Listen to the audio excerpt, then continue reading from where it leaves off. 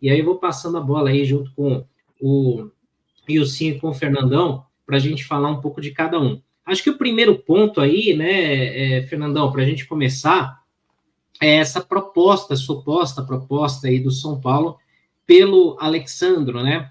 O jornalista Rudy Galetti postou no Twitter que o São Paulo teria feito uma proposta ao lateral da Juventus, né?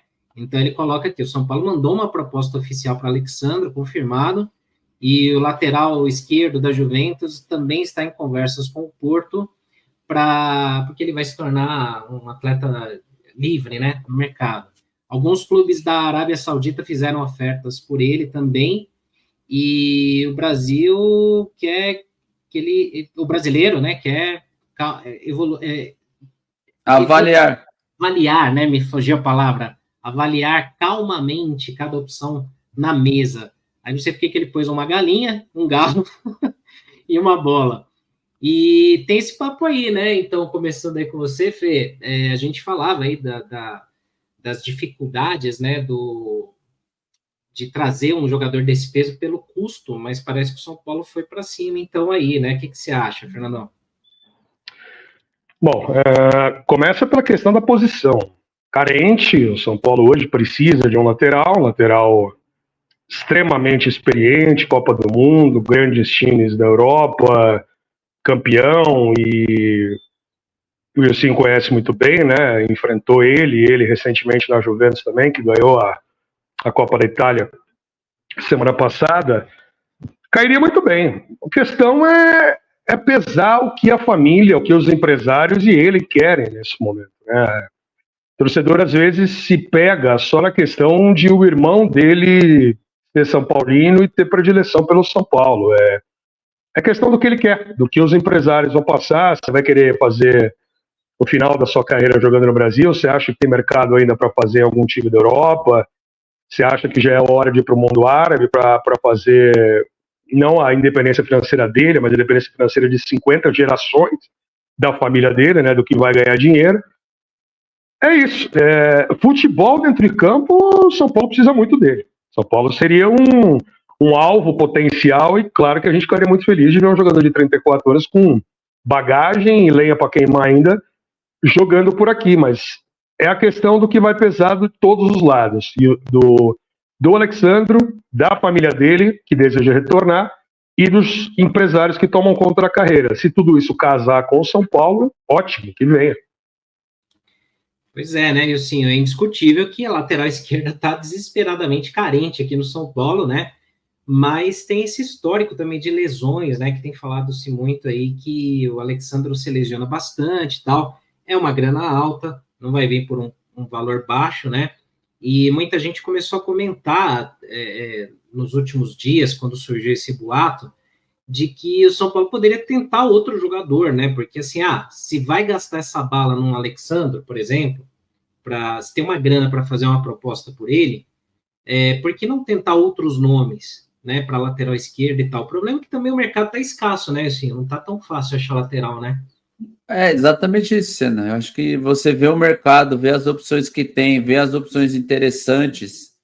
Aí você faz a conta se vale a pena ou não vale. Eu acho que tudo isso é planejamento, né? Tanto planejamento financeiro, se é saudável para o clube contratar ou não, quanto o planejamento de, obviamente, se o Alessandro tem um histórico de lesões, você não vai colocar ele para jogar todos os jogos. Você pode priorizar os jogos importantes. Você prioriza a Libertadores no primeiro momento.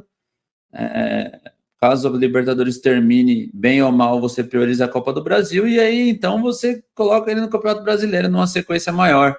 Eu acho que tudo é questão de planejamento, né? Se a diretoria acha que, bem, esse planejamento, se a parte financeira saudável cabe no bolso e a parte dentro de campo subiu o dia, eu acho que a parte... acho que é um voto de Minerva que tem que contar por uns 3 ali, né? Trazer o Alexandro sem consultar o treinador, sem saber se vale ou não, é um erro. Trazer o Alexandro sem saber se dá para pagar é outro erro.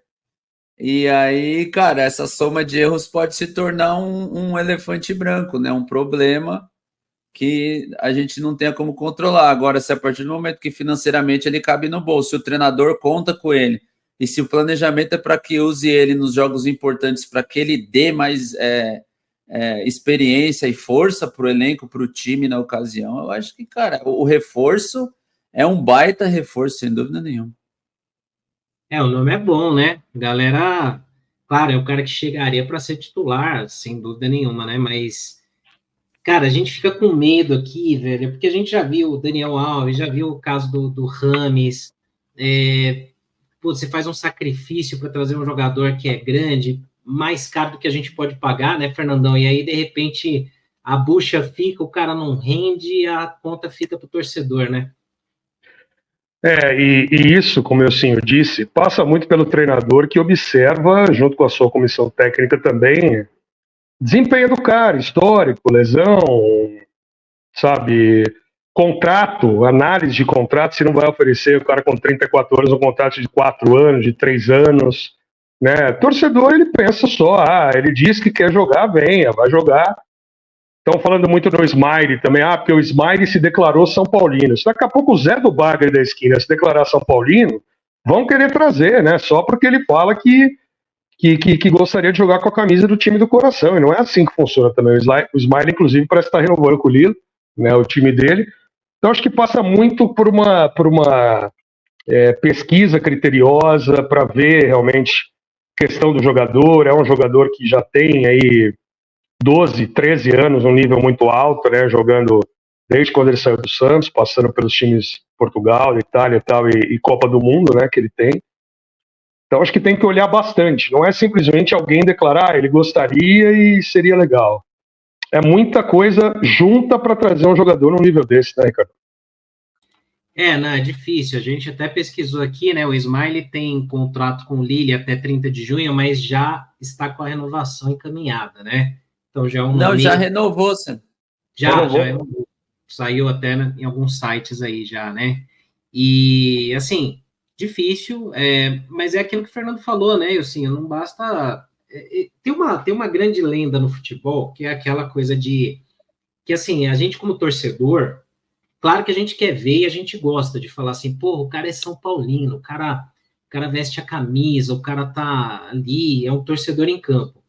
Mas tem muita gente que na hora da crítica gosta de falar, mas também o cara não é São Paulino. Só que assim, as pessoas se surpreenderiam se soubessem que os maiores ídolos do São Paulo não eram São Paulinos, né? Todos, até o Tele, né? Então, assim, não tem muito essa. O jogador de futebol ele é profissional. Não, vamos dar os nomes. Torcedor adora saber. Eu adoro dar nomes sem problema nenhum. Rogério Ceni torcia para o Internacional. Telan Santana sempre foi mineiro, predileção pelo Galo. Luiz Fabiano, e Fluminense, ultra corintiano.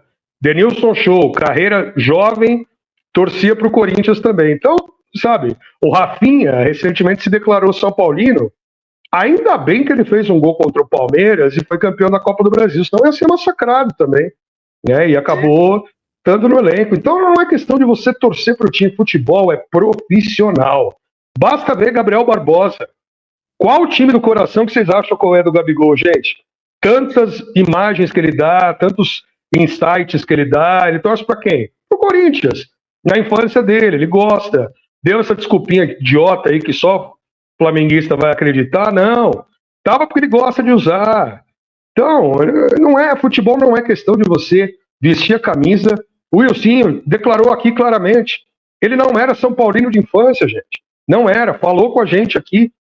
Não é porque ele vira profissional e muda o tipo de situação que você vai deixar de vestir a camisa com vontade, com principalmente profissionalismo. Esse que é o negócio. Eu acho que é mais confiável o cara que entrega dentro de campo assumindo o time que ele torcia do que o cara que fala declarado que ele torce pro clube, mas na hora que a porca aperta ele faz controle de carga, né?